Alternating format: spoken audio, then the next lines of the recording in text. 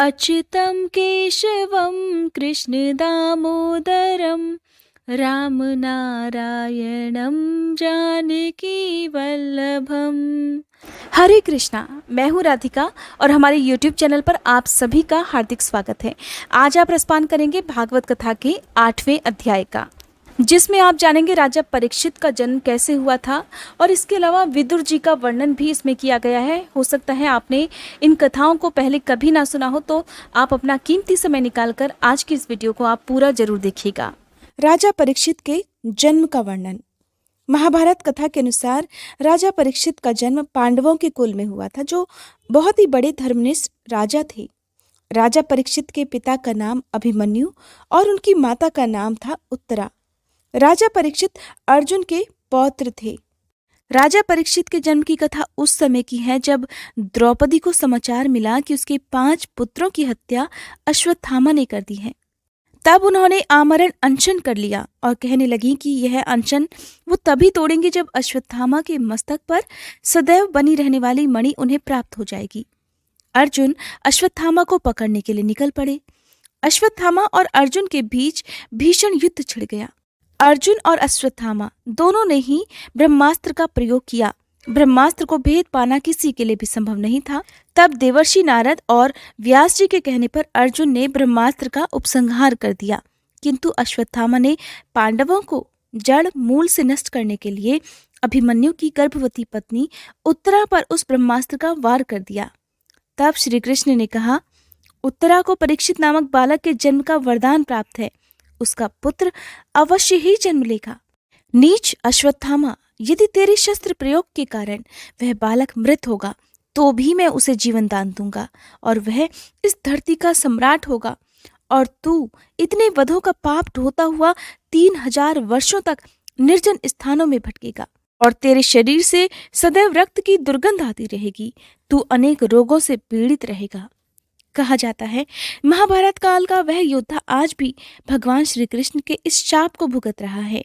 इस प्रकार व्यास जी ने भी श्री कृष्ण के वचनों का अनुमोदन किया। अर्जुन अश्वत्थामा को रस्सी से बांधकर द्रौपदी के पास ले आए। तब द्रौपदी ने दयालुता दिखाकर उसे छोड़ने के लिए कहा, किंतु श्री कृष्ण जानते थे कि क्या करना है और उनका इशारा पाकर अर्जुन ने अश्वत्थामा के सिर से मणि निकालकर द्रौपदी को दे दी। उत्तरा के गर्भ में बालक ब्रह्मास्त्र के तेज से दग्ध होने लगा। तब श्री कृष्ण ने सूक्ष्म रूप से उत्तरा के गर्भ में प्रवेश कर लिया। उनका वह ज्योतिर्मय सूक्ष्म शरीर अंगूठे के आकार जितना था। वे चारों भुजाओं में शंख, चक्र, गदा और पद्म धारण किए हुए थे। कानों में कुंडल और आंखें रक्त वर्ण थीं। अपने इस रूप में भगवान हाथ में जलती हुई गदा लेकर उसे गर्भ में स्थित बालक के चारों ओर घुमाते थे। जिस प्रकार सूर्यदेव अंधकार को हटा लेते हैं, उसी प्रकार वह गदा अश्वत्थामा के छोड़े हुए ब्रह्मास्त्र की अग्नि को शांत करती थी। गर्भ में स्थित वह बालक उस ज्योतिर्मयी शक्ति को अपने चारों ओर घूमते हुए देखता था। वह सोचने लगता कि यह कौन है और कहाँ से आया है। कहते हैं कि उस ज्योतिर्मयी शक्ति में बालक को भगवान कृष्ण के दर्शन हुआ करते थे। अब जब वो गर्भ से बाहर आया, जन्म लेने के पश्चात उसने बाहर भी उस छवि को ढूंढने का प्रयास किया। इस कारण उसे बहुत सारी परीक्षाएं भी देनी पड़ी। कहते हैं परीक्षाएं देने के कारण ही उस बालक का नाम परीक्षित पड़ गया।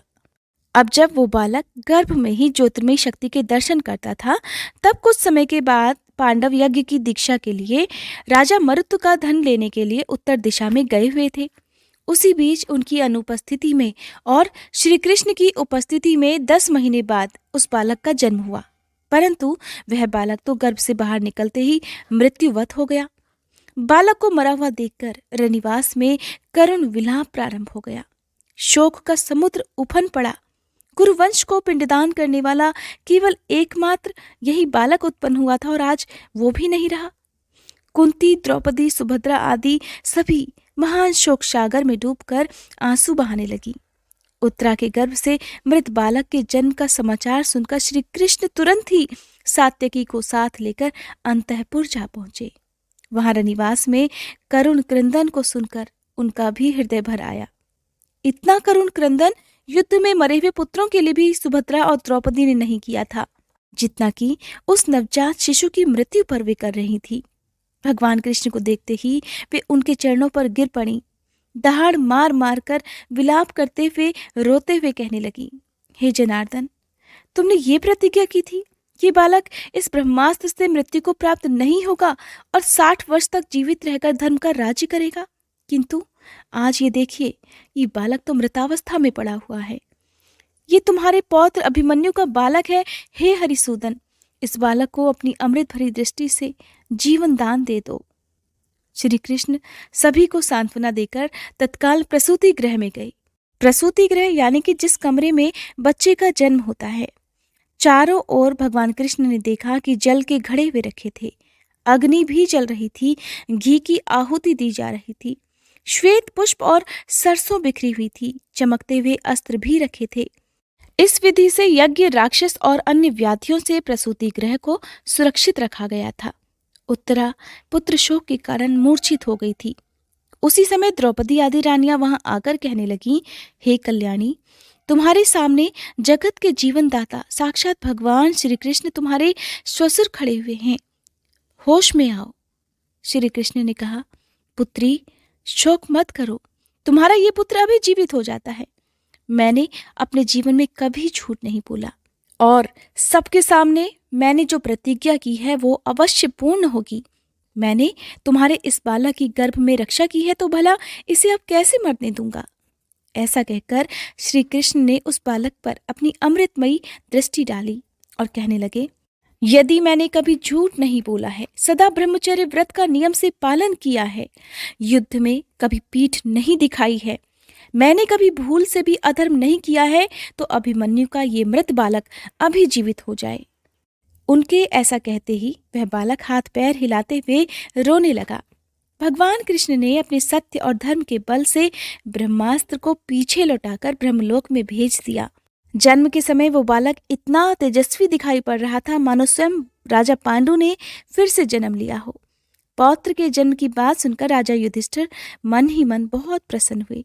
उन्होंने धौम्य, कृपाचार्य आदि ब्राह्मणों से मंगल वाचन और जात कर्म संस्कार करवाए। महाराज युधिष्ठिर दान के योग्य समय को जानते थे। उन्होंने प्रजातीर्थ नामक काल में अर्थात नाल काटने के पहले ही ब्राह्मणों को सोने, गौएं, पृथ्वी, गांव, उत्तम जाति के हाथी घोड़े और उत्तम अन्न का दान दिया। ब्राह्मणों ने भी संतुष्ट होकर अत्यंत विनयी युधिष्ठिर से कहा, हे पुरुवंश शिरोमणि, काल के क्रूर हाथों से यह पवित्र पुरुवंश मिटना ही चाहता था, परंतु तुम लोगों पर कृपा करने के लिए भगवान विष्णु ने यह बालक देकर इसकी रक्षा कर दी, इसलिए इसका नाम विष्णुरात होगा और निस्संदेह ये बालक संसार में बड़ा यशस्वी, भगवान का परम भक्त और महापुरुष होगा। इस प्रकार युधिष्ठिर ने कहा, हे महात्माओं, ये बालक क्या अपने उज्जवल यश से हमारे वंश के पवित्र कीर्ति महात्मा राजर्षियों का अनुसरण करेगा? तब ब्राह्मणों ने कहा, हे धर्मराज, ये मनुपुत्र इक्ष्वाकु के समान अपनी प्रजा का पालन करेगा और दशरथ नंदन भगवान श्री राम के समान ब्राह्मण भक्त और सत्य प्रतिज्ञ होगा। यह उशी नर नरेश शिवी के समान दाता और शरणागत वत्सल होगा तथा यज्ञ में दुष्यंत के पुत्र भरत के समान अपने वंश का यश भी फैलाएगा। धनुर्धरों में यह सहस्त्रबाहु अर्जुन और अपने दादा पार्थ के समान अग्रगण्य होगा। यह अग्नि के समान दुर्धर्ष और समुद्र के समान दुस्तर होगा। यह सिंह के समान पराक्रमी, हिमाचल की तरह आश्रय लेने योग्य और पृथ्वी के समान तितिक्षु और माता पिता के समान सहनशील होगा। इसमें पितामह ब्रह्मा के समान समता रहेगी। भगवान शंकर की तरह यह कृपालु होगा और संपूर्ण प्राणियों को आश्रय देने में यह लक्ष्मीपति भगवान श्री हरि के समान होगा। यह पृथ्वी माता और धर्म की रक्षा के लिए कलयुग का भी दमन करेगा। ब्राह्मण कुमार के शाप से तक्षक के द्वारा अपनी मृत्यु सुनकर यह सबकी आसक्ति छोड़ देगा और भगवान के चरणों की शरण लेगा। हे राजन, व्यास नंदन सुखदेव जी से यह आत्मा के यथार्थ स्वरूप का ज्ञान प्राप्त करेगा और अंत में गंगा तट पर अपने शरीर को त्याग कर निश्चय ही अभय पद प्राप्त करेगा। ज्योतिष शास्त्र के विशेषज्ञ ब्राह्मण राजा युधिष्ठिर को इस प्रकार बालक के उपलग्न का फल बताकर और भेंट पूजा लेकर अपने अपने घर चले गए।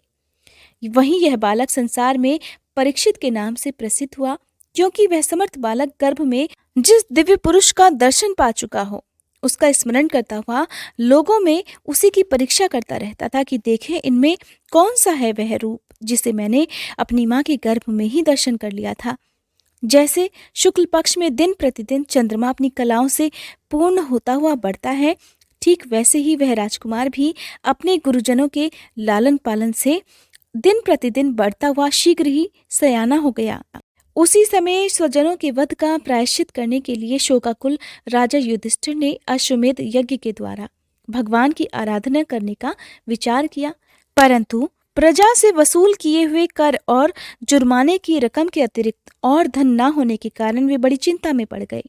उनका अभिप्राय समझकर भगवान श्री कृष्ण की प्रेरणा से उनके भाई उत्तर दिशा में राजा मरुत और ब्राह्मणों के द्वारा छोड़ा हुआ बहुत सारा धन लेकर आ गए। उससे यज्ञ की सामग्री एकत्रित करके धर्मभीरु महाराज युधिष्ठिर ने 3 अश्वमेध यज्ञों के द्वारा भगवान की पूजा की। युधिष्ठिर के निमंत्रण से पधारे हुए भगवान ब्राह्मणों द्वारा उनका यज्ञ संपन्न कराकर अपने सुहृदय पांडवों की प्रसन्नता के लिए कई महीनों तक फिर वहीं रहे। और हे शौनक जी, इसके बाद भाइयों सहित राजा युधिष्ठिर और द्रौपदी से अनुमति लेकर अर्जुन के साथ यदुवंशियों से घिरे हुए भगवान कृष्ण ने द्वारका के लिए प्रस्थान किया। अब आप भागवत कथा में विदुर जी के बारे में भी जान लीजिए कि विदुर जी कौन थे और उनका भागवत कथा में क्यों उल्लेख मिलता है। महाभारत काल के प्रमुख पात्रों में से एक पात्र विदुर जी को भी माना जाता है और विदुर जी हस्तिनापुर के प्रधानमंत्री, कौरवों और पांडवों के काका और धृतराष्ट्र और पांडु के भाई थे। परंतु इनका जन्म एक दासी के गर्भ से हुआ था, इसलिए ना तो इन्हें कभी कोई राजपद दिया गया और ना ही इन्हें परिवार का अहम हिस्सा समझा गया। महाभारत ग्रंथ के अनुसार विदुर जी को धर्मराज का स्वरूप माना गया है और अपनी सूझबूझ के चलते ही विदुर जी को हस्तिनापुर का प्रधानमंत्री घोषित किया गया था। कहते हैं कि जब महाभारत युद्ध की तैयारी हो रही थी तब विदुर जी ने महाभारत का युद्ध लड़ने से ही इनकार कर दिया। दरअसल विदुर जी के बारे में ऐसा कहा जाता है कि वे धर्मराज के अवतार थे और वे हमेशा पांडवों का समर्थन करते थे, जिस कारण दुर्योधन उनका अपमान किया करता था और उनसे ईर्ष्या भी रखता था। जब महाभारत का युद्ध हुआ तब विदुर जी ने किसी भी पक्ष की तरफ से युद्ध नहीं लड़ा, क्योंकि वे जानते थे कि अगर उन्हें युद्ध लड़ना ही पड़ा तो उन्हें कौरवों के पक्ष में ही युद्ध लड़ना पड़ेगा। इसलिए उन्होंने युद्ध लड़ने से ही इनकार कर दिया। लेकिन उनकी एक अंतिम इच्छा भी थी जिसे केवल श्री कृष्ण ही पूरी कर सकते थे, और ये बात उस समय की है जब महाभारत का युद्ध चल रहा था। विदुर जी श्री कृष्ण के पास गए और उनसे एक प्रार्थना करने लगे। वे अपनी अंतिम इच्छा श्री कृष्ण को बताना चाहते थे। तब उन्होंने कहा, हे मधुसूदन, मैं धरती पर इतना प्रलयकारी युद्ध देखकर बहुत आत्मग्लानि का अनुभव कर रहा हूँ। मेरी मृत्यु के बाद मैं अपने शरीर का एक भी अंश इस धरती पर नहीं छोड़ना चाहता। इसलिए हे प्रभु, मेरा आपसे ये निवेदन है कि मेरी मृत्यु होने के बाद मुझे जलाया ना जाए, ना ही दफनाया जाए और ना ही जल में प्रवाहित किया जाए। इसके बाद वो आगे कहते हैं कि हे प्रभु, मेरी मृत्यु के बाद मुझे आप कृपया सुदर्शन चक्र में परिवर्तित कर दें, और यही मेरी अंतिम इच्छा भी है। कहते हैं श्री कृष्ण ने उनकी अंतिम इच्छा स्वीकार की और उन्हें ये आश्वासन दिया कि वे उनकी मृत्यु के पश्चात उनकी इस इच्छा को अवश्य पूर्ण करेंगे। अब जब महाभारत का युद्ध समाप्त हो चुका था, युद्ध बीते हुए कुछ दिन हो गए थे, तब पांचों पांडव विदुर जी से मिलने के लिए वन में पहुंचे। युधिष्ठिर को देखते ही विदुर जी ने प्राण त्याग दिए और वे युधिष्ठिर में ही समाहित हो गए। अब ये सारी घटना युधिष्ठिर जी के लिए बड़ी अजीबोगरीब थी। वे समझ नहीं पा रहे थे कि ये क्या हो गया और क्यों हो गया, इसके पीछे आखिर कारण क्या था। उनके मन में बड़ी भारी दुविधा हुई और इस दुविधा का हल खोजने के लिए उन्होंने श्री कृष्ण का ध्यान किया। श्री कृष्ण भगवान तुरंत ही प्रकट हुए। युधिष्ठिर को दुविधा में देखते हुए वे मंद मंद मुस्कुराने लगे और कहने लगे, हे युधिष्ठिर, ये समय चिंता का नहीं है। विदुर जी स्वयं धर्मराज के अवतार थे और तुम भी स्वयं धर्मराज हो, इसलिए प्राण त्याग कर वे तुम में समाहित हो गए। लेकिन अब मैं विदुर को दिया हुआ वरदान पूरा करने के लिए आया हूँ। ऐसा कहते ही श्री कृष्ण ने विदुर के शव को सुदर्शन चक्र में परिवर्तित कर दिया और उनकी अंतिम इच्छा को भी पूर्ण कर दिया। विदुर ही वो सबसे पहले व्यक्ति थे जिन्होंने महाराज धृतराष्ट्र को सबसे पहले बताया था कि महाभारत का युद्ध कौरवों का विनाश कर देगा। विदुर क्योंकि बहुत विद्वान थे, उन्हें अच्छे बुरे का भेद भी पता था, इसीलिए सभी उनका सम्मान भी करते थे। अगर आपने महाभारत कथा सुनी है या फिर महाभारत अगर आपने देखी है तो आपको पता होगा लाक्षागृह के बारे में। जब लाक्षागृह का षड्यंत्र रचा गया था उस समय भी विदुर जी ने ही धर्मराज युधिष्ठिर को सावधान किया था और इससे बचने का उपाय भी उन्हें बताया था। आपको बता दूं कि विदुर जी के पास एक बहुत ही शक्तिशाली और चमत्कारी धनुष भी था जो खुद उन्हें भगवान कृष्ण ने दिया था। अगर ऐसे में वो चाहते तो इस धनुष से एक बार में ही युद्ध को खत्म भी कर सकते थे, लेकिन उन्होंने ऐसा नहीं किया। दरअसल बात यह है कि एक बार विदुर जी ने दुर्योधन को युद्ध ना करने की सलाह दी थी, जिसके बाद दुर्योधन ने विदुर को ही अपशब्द कहने शुरू कर दिए, जिसके बाद विदुर जी ने गुस्से में अपना धनुष तोड़ दिया था और ये प्रतिज्ञा कर ली कि वो युद्ध में हिस्सा ही नहीं लेंगे, ना ही वे युद्ध लड़ेंगे। विदुर जी जानते थे कि अगर वो युद्ध में लड़े तो उन्हें कौरवों की तरफ से ही लड़ना होगा, यानी उन्हें अधर्म के पक्ष में रहकर लड़ना होगा, और यही कारण था कि उन्होंने युद्ध ना करने का फैसला लिया। साथ ही साथ उन्होंने धृतराष्ट्र को भी समझाया कि दुर्योधन उनके कुल का नाश कर देगा, इसलिए इस युद्ध को रोकने में ही समझदारी है। लेकिन तब विदुर जी की बात किसी ने नहीं मानी और उसका परिणाम ये हुआ कि कौरव महाभारत के युद्ध में बुरी तरह से हार गए और लड़ते लड़ते मारे भी गए। तो इस वजह से इतने शक्तिशाली होने के बाद भी महाभारत के युद्ध में विदुर ने हिस्सा ही नहीं लिया। सूत जी कहते हैं कि विदुर जी तीर्थ यात्रा में महर्षि मैत्रेय से आत्मा का ज्ञान प्राप्त करके हस्तिनापुर लौट आए। उन्हें जो कुछ भी जानने की इच्छा थी वो पूर्ण हो चुकी थी।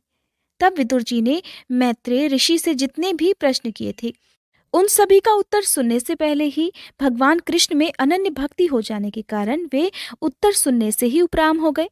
हे शौनक जी, अपने चाचा विदुर जी को आया हुआ देखकर धर्मराज युधिष्ठिर, उनके चारों भाई धृतराष्ट्र, युयुत्सु, संजय, कृपाचार्य, कुंती, गांधारी, द्रौपदी, सुभद्रा, उत्तरा, कृपि और पांडव परिवार की अन्य सभी नर और नारी अपने पुत्रों सहित दूसरी स्त्रियां सब के सब खड़ी होकर ऐसा अनुभव करने लगे मानो उनके मृत प्राय शरीर में प्राण आ गए हों, और इस प्रकार अनुभव करते हुए वे उनके सम्मान के लिए, उनके स्वागत के लिए सामने आ गए। यथा योग्य आलिंगन और प्रणाम आदि के द्वारा सब उनसे मिले। इस सब के बाद धर्मराज युधिष्ठिर ने आसन पर बिठाकर उनका यथोचित सत्कार किया।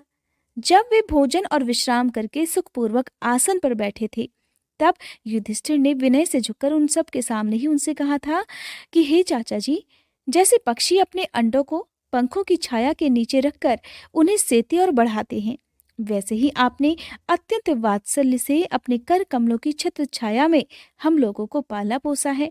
बार बार आपने हमें और हमारी माता को विषदान और लाक्षागृह के दाह आदि की विपत्तियों से बचाया है। क्या आप कभी हम लोगों को याद भी करते रहे हैं?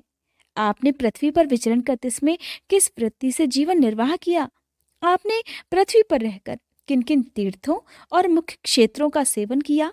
हे प्रभु, आप जैसे भगवान के प्यारे भक्त स्वयं ही तीर्थों के स्वरूप होते हैं। आप लोग अपने हृदय में विराजमान भगवान के द्वारा तीर्थों को भी महातीर्थ बनाकर विचरण करते हैं। हे चाचा श्री, आप तीर्थ यात्रा करते हुए द्वारका में भी अवश्य रहे होंगे। वहां तो हमारे बड़े उदार हृदय वाले और भाई बंधु यादव लोग और जिनके एकमात्र आराध्य देव श्री कृष्ण हैं, अपनी नगरी में सुखपूर्वक तो है ना? आपने यदि जाकर उन्हें देखा नहीं होगा तो सुना तो अवश्य होगा। युधिष्ठिर के इस प्रकार पूछने पर विदुर जी ने तीर्थों और यदुवंशों के संबंध में जो कुछ भी देखा, सुना और अनुभव किया था वो सब विस्तार पूर्वक बतला दिया। केवल यदुवंश के विनाश की बात उनसे नहीं कही। करुणा हृदय विदुर जी पांडवों के दुख को देख ही नहीं सकते थे और इसीलिए उन्होंने ये अप्रिय और असह्य घटना पांडवों को नहीं सुनाई, क्योंकि वो तो स्वयं ही प्रकट होने वाली थी। पांडव विदुर जी का देवता के समान सेवा सत्कार करते थे। अब वे कुछ दिनों तक अपने बड़े भाई धृतराष्ट्र की कल्याण कामना से सभी लोगों को प्रसन्न करते हुए सुखपूर्वक हस्तिनापुर में ही रहे। विदुर जी तो मानो साक्षात धर्मराज थे। मांडव ऋषि के श्राप से ये 100 वर्षों के लिए शूद्र बन गए थे और इतने दिनों तक यमराज जी के द्वारपाल भी थे और वही पापियों को उचित दंड भी देते थे। राज्य प्राप्त हो जाने पर अपने लोकपाल सरीखे भाइयों के साथ राजा युधिष्ठिर वंशधर परीक्षित को देखकर अपनी अतुल संपत्ति से आनंदित रहने लगे। इस प्रकार पांडव गृहस्थ के काम धंधों में रम गए और उन्हीं के पीछे एक प्रकार से ये बात भी भूल गए कि अनजाने में ही हमारा जीवन मृत्यु की ओर जा रहा है। अब देखते ही देखते उनके सामने वो समय भी आ पहुंचा जिसे कोई टाल नहीं सकता। परंतु विदुर जी ने काल की गति जानकर अपने बड़े भाई धृतराष्ट्र से कहा, हे महाराज, देखिए अब बड़ा भयंकर समय आ गया है, इसलिए आप तुरंत यहाँ से निकल चलिए। हम सब लोगों के सिर पर ये सर्वसमर्थ काल मंडराने लगा है और जिसके टालने का कहीं भी कोई भी उपाय नहीं है। काल के वशीभूत होकर जीव का अपने प्रियतम प्राणों से भी बात ही बात में वियोग हो जाता है। फिर धन जन आदि दूसरी वस्तुओं की तो बात ही क्या है। आपके चाचा ताऊ भाई सगे संबंधी और पुत्र सभी मारे गए। आपकी उम्र भी ढल चुकी है, आपका शरीर भी बुढ़ापे का शिकार हो चुका है। अब आप पराए घर में पड़े हुए हैं। आह, इस प्राणी को जीवित रहने की कितनी प्रबल इच्छा होती है। इसी के कारण तो आप भीम का दिया हुआ टुकड़ा खाकर कुत्ते का सा जीवन बिता रहे हैं। जिन लोगों को आपने आग में जलाने का प्रयास किया, जहर देकर मार डालना चाहा, भरी सभा में जिनकी विवाहिता पत्नी को अपमानित किया, जिनकी भूमि और धन छीन लिए, उन्हीं के अन्न से पले हुए प्राणों को रखने में क्या गौरव है। आपके ज्ञान की हद हो गई है महाराज। परंतु आपके चाहने से क्या होगा। पुराने वस्त्र की तरह बुढ़ापे से गला हुआ आपका शरीर आपके ना चाहने पर भी कमजोर होता जा रहा है। अब इस शरीर से आपका कोई स्वार्थ सधने वाला नहीं है, इसलिए इसमें मत फंसिए। इसकी ममता का बंधन काट डालिए। जो संसार के संबंधियों से अलग रहकर उन सब से अनजान अपने शरीर का त्याग करता है, वही धीर कहा गया है। चाहे आप अपनी समझ से ही या दूसरों के समझाने से, जो इस संसार को दुख रूप समझकर इससे विरक्त हो जाना चाहता है, इस संसार को त्याग देना चाहता है और अपने अंतःकरण को वश में करके हृदय में भगवान को धारण कर संन्यास की इच्छा से घर से निकल पड़ता है, वही उत्तम मनुष्य है। और इसके आगे जो समय आने वाला है वो प्रायः मनुष्यों के गुणों को और घटाने वाला होगा। इसलिए आप अपने परिवारजनों से छिपकर पहाड़ों पर या वन में चले जाइए। इस प्रकार जब छोटे भाई विदुर ने अंधे राजा धृतराष्ट्र को इस प्रकार समझाया, तब उनकी प्रज्ञा के नेत्र खुल गए थे।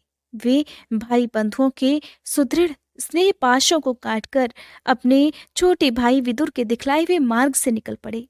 जब परम पतिव्रता सुंबल नंदिनी गांधारी ने देखा कि मेरे पतिदेव तो उस हिमालय की यात्रा कर रहे हैं जो सन्यासियों को वैसा ही सुख देता है जैसा वीर पुरुषों को लड़ाई के मैदान में अपने शत्रुओं के द्वारा किए गए न्यायोचित प्रहार से होता है, तब वे भी अपने पति के पीछे पीछे चल पड़ी।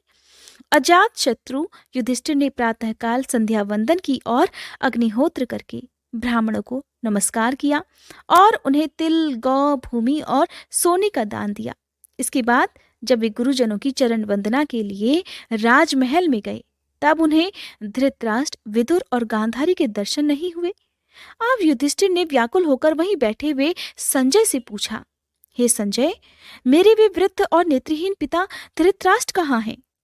पुत्र शोक से पीड़ित दुखिया माता गांधारी और मेरे परम हितैषी चाचा विदुर जी कहाँ हैं? वे सब कहाँ चले गए?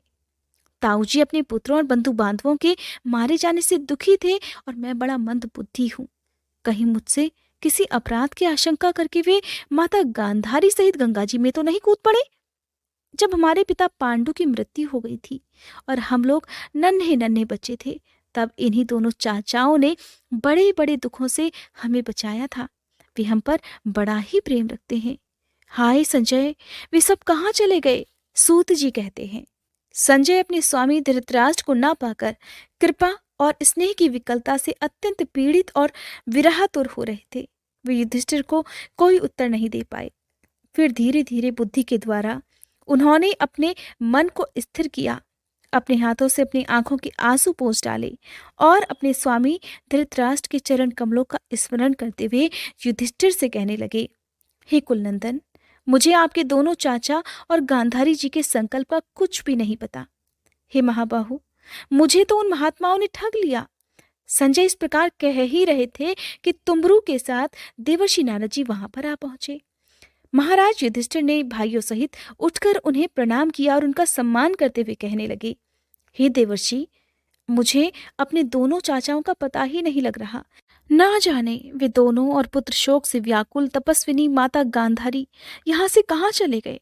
हे भगवान, अपार समुद्र में कर्णधार के समान अब आप ही हमारे मार्गदर्शक हैं। तब भगवान के परम भक्त भगवन्मय देवर्षि नारद ने कहा, नारायण नारायण। हे धर्मराज, तुम किसी के लिए शोक मत करो, क्योंकि ये सारा जगत तो ईश्वर के ही वश में है।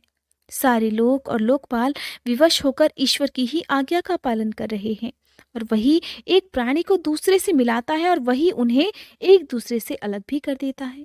जैसे बैल बड़ी रस्सी में बंधे और छोटी रस्सी से नथ रहकर अपने स्वामी का भार ढोते रहते हैं, उसी प्रकार मनुष्य भी वर्णाश्रम आदि अनेक प्रकार के नामों से वेद रूप रस्सी में बंधकर ईश्वर की ही आज्ञा का अनुसरण करते हैं। जैसे संसार में खिलाड़ी की इच्छा से ही खिलौनों का संयोग और वियोग होता है, ठीक वैसे ही भगवान की इच्छा से मनुष्यों का मिलना और बिछुड़ना भी होता है। इसलिए हे धर्मराज, ये दीन दुखी चाचा चाची असहाय अवस्था में मेरे बिना कैसे रहेंगे, इस अज्ञान जन्य मन की विकलता को छोड़ दो। यह पांच भौतिक शरीर काल कर्म और गुणों के वश में है। अजगर के मुंह में पड़े हुए पुरुष के समान ये पराधीन शरीर दूसरों की रक्षा ही क्या कर सकता है। हाथ वालों के बिना हाथ वाले, चार पैर वाले पशुओं के बिना पैर वाले, और उनमें भी बड़े जीवों के छोटे जीव आहार होते हैं। इसी प्रकार एक जीव दूसरे जीव के जीवन का कारण हो रहा है। इन समस्त रूपों में जीवों के बाहर और अंदर वही एक स्वयं प्रकाश भगवान, जो संपूर्ण आत्माओं के भी आत्मा है, माया के द्वारा अनेकों प्रकार से प्रकट हो रहे हैं। तुम केवल उन्हीं को देखो। हे युधिष्ठिर, समस्त प्राणियों को जीवन दान देने वाले वे ही भगवान इस समय इस पृथ्वी तल पर देवद्रोहियों का नाश करने के लिए काल रूप से अवतीर्ण हुए हैं। अब वे देवताओं का कार्य पूरा कर चुके हैं। थोड़ा सा काम और शेष है, उसी के लिए तो वे रुके हुए हैं। जब तक वे प्रभु यहाँ हैं, तब तक तुम लोग भी उनकी प्रतीक्षा करते रहो। हे धर्मराज, हिमालय के दक्षिण भाग में जहाँ सप्तऋषियों की प्रसन्नता के लिए गंगा जी ने अलग अलग 7 धाराओं के रूप में अपने को 7 भागों में विभक्त कर दिया है, जिसे सप्तस्रोत कहते हैं, वहीं ऋषियों के आश्रम पर धृतराष्ट्र अपनी पत्नी गांधारी और विदुर के साथ गए हुए हैं। वहां वे त्रिकाल स्नान और विधि पूर्वक अग्निहोत्र करते हैं।